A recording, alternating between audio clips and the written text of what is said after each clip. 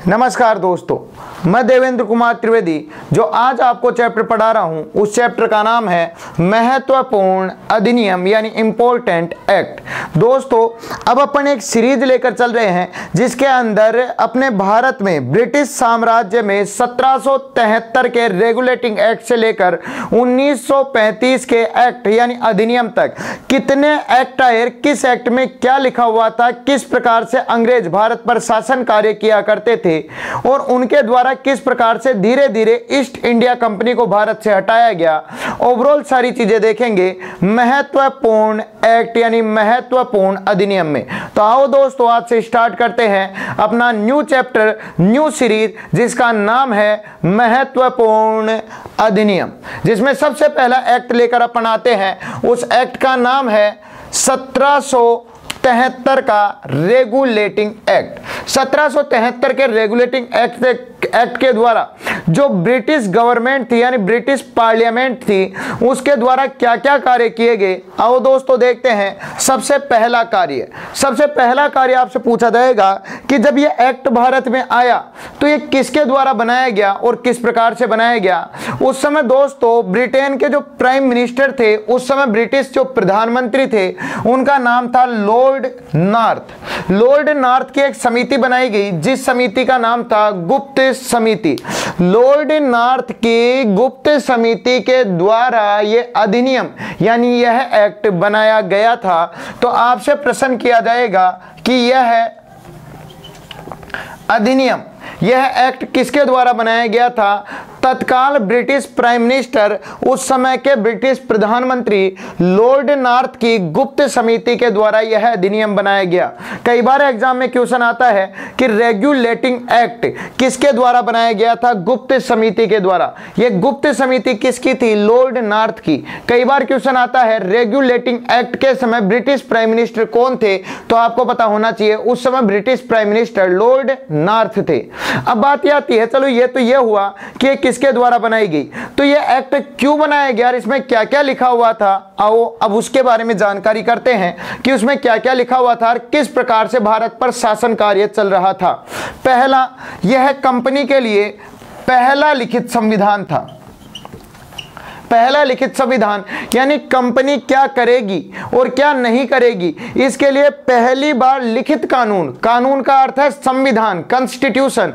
पहली बार लिखित कानून, पहला लिखित संविधान आया कि कंपनी को क्या करना चाहिए और क्या नहीं करना चाहिए। तो आपसे पूछा जाएगा ईस्ट इंडिया कंपनी के लिए पहला लिखित संविधान या पहला लिखित कानून किसे माना जाता है। 1773 के रेगुलेटिंग एक्ट को पहला लिखित संविधान माना जाता है कंपनी के लिए। नेक्स्ट, कंपनी को नियमित व नियंत्रित करने के लिए अब दोस्तों बात करते हैं ये क्यों बनाया गया और भारत में क्यों भेजा गया। जो कंपनी कार्य कर रही थी उन कार्यों को पहली बार नियमित का अर्थ है सुचारू रूप से कि कंपनी क्या कर रही है क्या नहीं कर रही है उसका रिटर्न डाटा अपने पास बनाकर रखे, और नियंत्रित कि अगर वो रिटर्न डाटा बनाकर रखती है तो कोई ऐसा गलत कार्य नहीं करेगी जो नाजायज तरीके से हो सके, जो ब्रिटिश संसद को पता ही ना चले।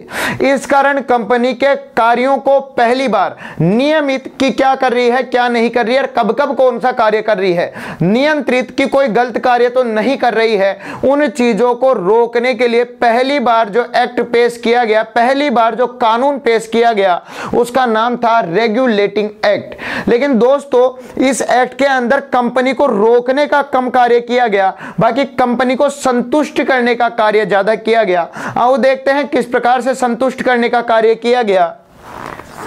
कंपनी के प्रशासनिक व राजनीतिक कार्यों को मान्यता दे दी गई कि कंपनी ने शासन का मतलब होता है एडमिनिस्ट्रेशन, शासन से रिलेटेड जितने भी कार्य किए थे भारत में। अब शासन से रिलेटेड कौन कौन से कार्य किए थे कंपनी ने, उस समय दोस्तों याद करो बंगाल कंपनी के अधीन में जा चुका था। नेक्स्ट, इसके अलावा इलाहाबाद की संधि के द्वारा भारत में टैक्स लेने का अधिकार कंपनी के पास जा चुका था। तो ये शासन से रिलेटेड जो भी कानून बना रही थी और राजनीति भी इसी के हाथों में जा चुकी थी, क्योंकि लगभग भारत का हिस्सा इसके हाथों में जा चुका था प्लासी और बक्सर के युद्ध के तहत। तो ये शासन और राजनीति से संबंधित जो भी कानून कर रही थी, अभी तक उन कानूनों को ब्रिटिश संसद के द्वारा यानी ब्रिटिश पार्लियामेंट के द्वारा मान्यता दे दी गई कि ठीक है, जो भी कंपनी ने कार्य किए हैं उन्हें मान्य कर दिए जाए, कंपनी के विरुद्ध कार्य नहीं किया जाए। नेक्स्ट, उस समय बंगाल, मुंबई और मद्रास, इनकी जो भी प्रेसिडेंसी हुआ करती थी, दोस्तों ध्यान रखना, इनकी अलग अलग क्या होती थी उस समय, प्रेसिडेंसी। प्रेसिडेंसी का मतलब कानून बनाने की एक अलग संस्था हुआ करती थी। बंगाल की अलग प्रेसिडेंसी थी, मुंबई की अलग प्रेसिडेंसी थी, मद्रास जिसको वर्तमान में अपन चेन्नई यानी तमिलनाडु के नाम से जानते हैं, उसकी एक अलग प्रेसिडेंसी थी और ये अपने लिए अलग अलग कानून बनाया करते थे। इस 1773 के एक्ट में तीनों की प्रेसिडेंसी को नष्ट कर दिया गया, तीनों के कानून बनाने के अधिकार को नष्ट कर दिया गया और इन तीनों को एक अकेली प्रेसिडेंसी के अंडर में कर दिया गया जिसका नाम था बंगाल प्रेसिडेंसी। और बंगाल में उस समय एक पद हुआ करता था जिसका नाम था गवर्नर पद। गवर्नर का मतलब होता है वहां का शासन, जिसे वर्तमान में अपन राज्यपाल के नाम से जानते हैं। उस गवर्नर पद को चेंज करके भारत में पहली बार नया पद बनाया गया, जनरल गवर्नर, और उसका नाम रखा गया बंगाल का गवर्नर जनरल। क्लियर दोस्तों, वेरी मोस्टेड आपसे क्वेश्चन पूछा जाएगा कि भारत में बंगाल गवर्नर जनरल पद की स्थापना कब की गई थी? 1773 के एक्ट के द्वारा की गई थी और भारत में इन तीनों प्रेसिडेंसियों के लिए एक अलग से पद बनाया गया जिसका नाम था बंगाल गवर्नर जनरल। और भारत का जो पहला बंगाल गवर्नर जनरल बनाया वो बनाया गया लॉर्ड वॉरेन हेस्टिंग को। लॉर्ड वॉरेन हेस्टिंग को भारत का पहला बंगाल गवर्नर जनरल बनाया गया, जिससे सबकी शक्तियां किसी एक बंदे के हाथ में हो और ब्रिटिश सरकार एक बंदे से ही पूछताछ कर सके कि आपने क्या कार्य किया और क्या नहीं किया।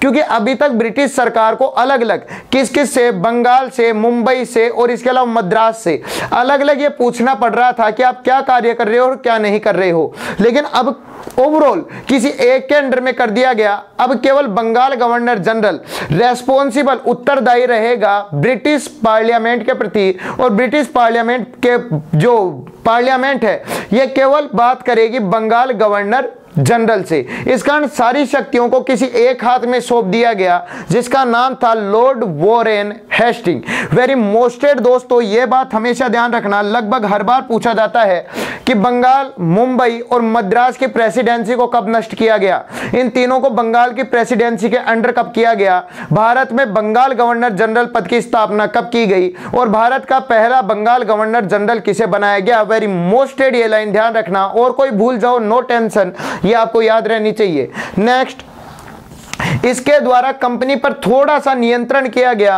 और बिना लाइसेंस व्यापार करने की स्वतंत्रता को नष्ट कर दिया गया।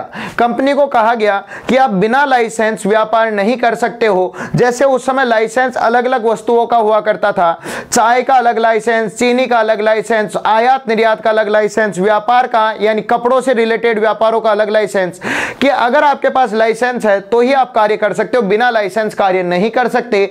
और लाइसेंस इशू किया जाता था ब्रिटिश पार्लियामेंट के द्वारा यानी ब्रिटेन देश के द्वारा। तो थोड़ा कंट्रोल किया गया कि हाँ भाई कंपनी मनमर्जी से काम नहीं करेगी, थोड़ा सा ब्रिटिश सरकार से इनको पूछना पड़ेगा कि हाँ भाई काम करूं या ना करूं, जिसको लाइसेंस का नाम अपन ने दे दिया। नेक्स्ट, उस समय ब्रिटेन के जो सम्राट थे उन सम्राट का नाम था जॉर्ज तृतीय। क्लियर, जॉर्ज तृतीय के द्वारा एक एक्ट बनाया गया जिसका नाम था charter of justice. Charter of justice act बनाया गया। ये जॉर्ज जो तृतीय सम्राट थे, इन्होंने एक एक्ट बनाया जिसका नाम था चार्टर ऑफ जस्टिस। जस्टिस का अर्थ होता है न्याय, कि भारत में न्याय कैसे चलेगा और न्यायपालिका किस प्रकार से बनेगी और भारतीयों को न्याय प्रोसीजर कैसे दिया जाएगा, जिसके आधार पर 1774 जस्ट अगले साल 1773 के अगले साल कलकत्ता में भारत का पहला सुप्रीम कोर्ट यानी उच्चतम न्यायालय खोला गया। ये जो सुप्रीम कोर्ट बनाया गया, इसके पहले मुख्य न्यायाधीश बने थे सर एलिजाह इम्पे, पहले मुख्य न्यायाधीश बने।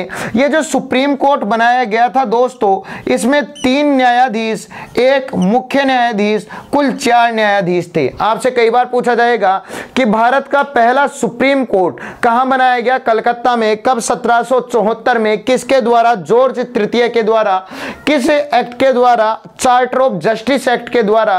कितने इसमें कुल जज कितने थे? 4 इसमें जज थे, जिनमें 3 जज, एक चीफ जस्टिस था। जो इसका मुख्य न्यायाधीश था उसका नाम क्या था? सर एलिजाह इम्पे इसका मुख्य न्यायाधीश बना था।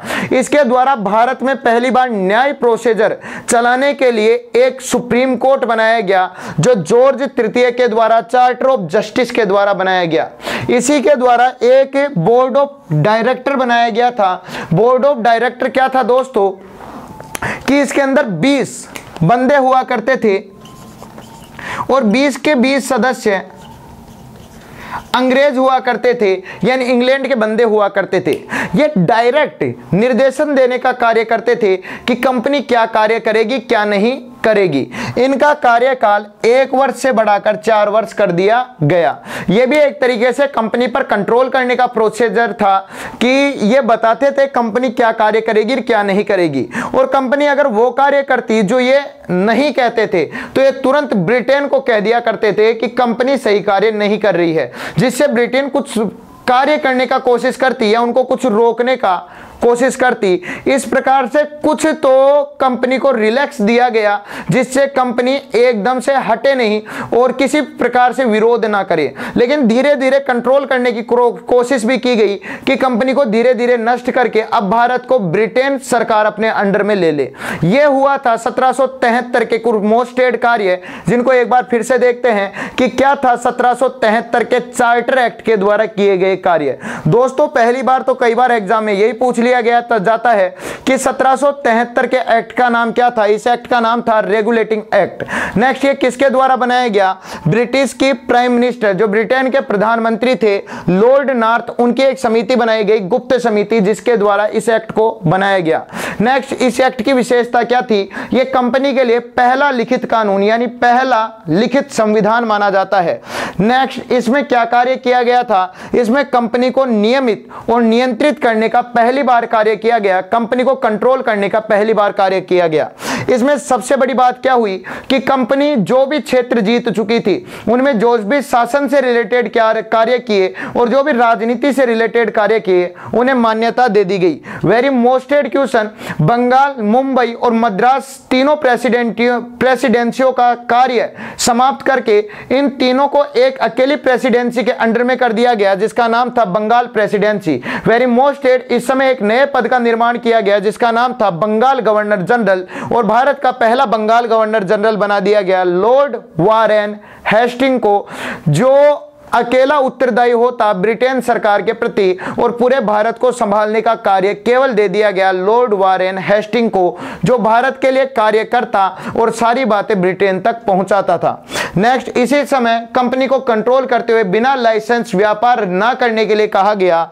नेक्स्ट, इस समय ब्रिटेन के जो सम्राट थे जॉर्ज तृतीय, उन्होंने भारत में न्यायपालिका और न्याय स्थापित करने के लिए चार्टर ऑफ जस्टिस के द्वारा पहली बार सुप्रीम कोर्ट की स्थापना की 1774 में कलकत्ता में, जिसके पहले मुख्य न्यायाधीश बनाए गए सर एलिजाह इम्पे।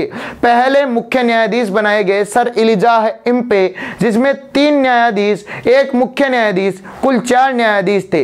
कंपनी को कंट्रोल करने के लिए, कंपनी को कार्य दर्शाने के लिए एक बोर्ड ऑफ कंट्रोल या बोर्ड ऑफ डायरेक्टर की स्थापना की गई, जिसमें 20 अंग्रेज सदस्य हुआ करते थे, जिनका कार्यकाल 1 वर्ष से बढ़ाकर 4 वर्ष कर दिया गया, जिससे वो पूर्ण रूप से और पर्याप्त समय में अपना कार्य कर सके। ये कुछ मोस्टेड कार्य हुए थे 1773 के रेगुलेटिंग एक्ट में। देखते हैं अगला एक्ट कि अगले एक्ट में क्या क्या कार्य हुए। का एक्ट ऑफ सेटलमेंट। दोस्तों फिर नेक्स्ट अपने पास जो एक्ट आया उसका नाम था एक्ट ऑफ सेटलमेंट। ये पर्टिकुलर कोई अलग एक्ट नहीं था। इससे पहले जो 1773 का रेगुलेटिंग एक्ट आया था, उसमें जो भी गलतियां रह गई थी उनको सुधारने के लिए एक संशोधनात्मक यानी सुधारात्मक एक एक्ट आया, जिसका नाम था 1781 का एक्ट ऑफ सेटलमेंट। अब क्या गलतियां रह गई थी 1773 के रेगुलेटिंग एक्ट में? उसमें दो सदन ऐसे थे जिनको अनलिमिटेड पावर दे दी गई थी। एक का नाम है बंगाल, जिसमें बंगाल गवर्नर जनरल पद की स्थापना की गई और लगभग जितनी भी प्रेसिडेंसियां थी सब उसके अंडर में कर दी गई, चाहे वो बंगाल हो, मद्रास हो या बंबई हो। दूसरी अनलिमिटेड पावर दी गई सुप्रीम कोर्ट को, जो कलकत्ता में 1774 में बना दिया गया था। ब्रिटिश गवर्नमेंट को यह डर लगने लग गया था कि कहीं ये अपने अनलिमिटेड पावर का मिसयूज ना कर ले, तो इनकी पावर को कम करने के लिए और गलतियों को सुधारने के लिए जो एक्ट पेश किया गया उसका नाम था एक्ट ऑफ सेटलमेंट। इनका सेटलमेंट करने के लिए आओ देखते हैं क्या क्या गलतियां सुधारी। पहला, विधायी मामले। विधायी का मतलब होता है दोस्तों कानूनी। कानूनी जो भी मामले हैं वो पूर्ण रूप से बंगाल को दे दिए गए तथा मद्रास व बंबई, मद्रास व बंबई को बंगाल के अंडर कर दिया गया। इसका मतलब यह कहा गया कि बंगाल विधायी कानून से रिलेटेड जो भी काम करेगा, जो भी मामले बनाएगा, वो मद्रास व बंबई को मानने पड़ेंगे, कंपलसरी है। इसका अर्थ यह हुआ कानूनी जितनी भी पावर होती है ये बंगाल को दे दी गई तथा बंगाल के ही अंडर में मद्रास व बंबई को कर दिया गया। लेकिन इसके अलावा प्रबंधकीय यानी प्रशासन से रिलेटेड, अपने कार्यों से रिलेटेड।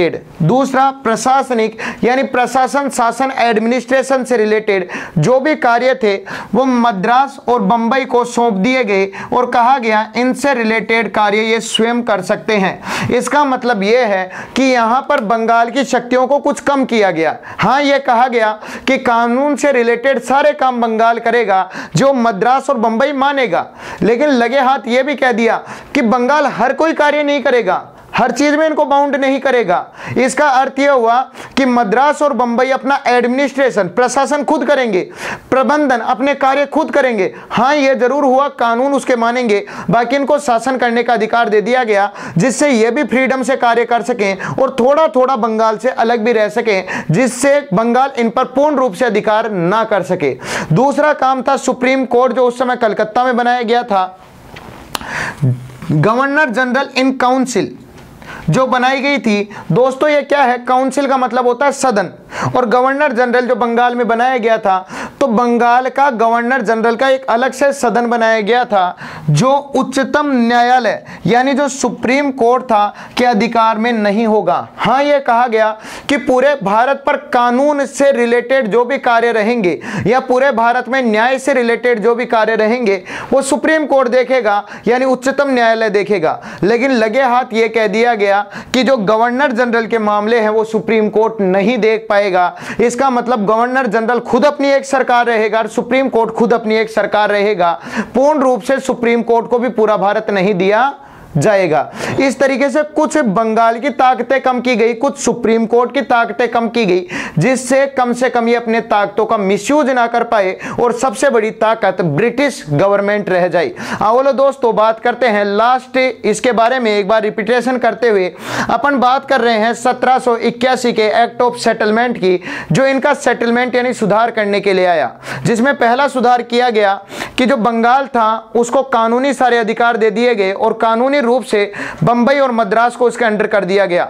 लेकिन बंबई और मद्रास को प्रशासनिक और प्रबंधीय कार्य दे दिए गए कि अपने कार्य स्वयं कर सकते हैं, अपना शासन स्वयं कर सकते हैं। इसके अलावा जो उच्चतम न्यायालय, जो सर्वोच्च न्यायालय थे, सुप्रीम कोर्ट था, जो कलकत्ता में 1774 में बनाया गया था, उसको गवर्नर जनरल इन काउंसिल से अलग कर दिया गया और गवर्नर जनरल काउंसिल के केस उसमें नहीं चल सकते, ये अपने अलग कोई कार्य कर सकती है। इस प्रकार से इसको उसके अलग से कर दिया गया। यानी मैं कहना चाहूँ सुप्रीम कोर्ट को उसका अधिकार नहीं दिया गया, गवर्नर जनरल इन काउंसिल का अधिकार नहीं दिया गया।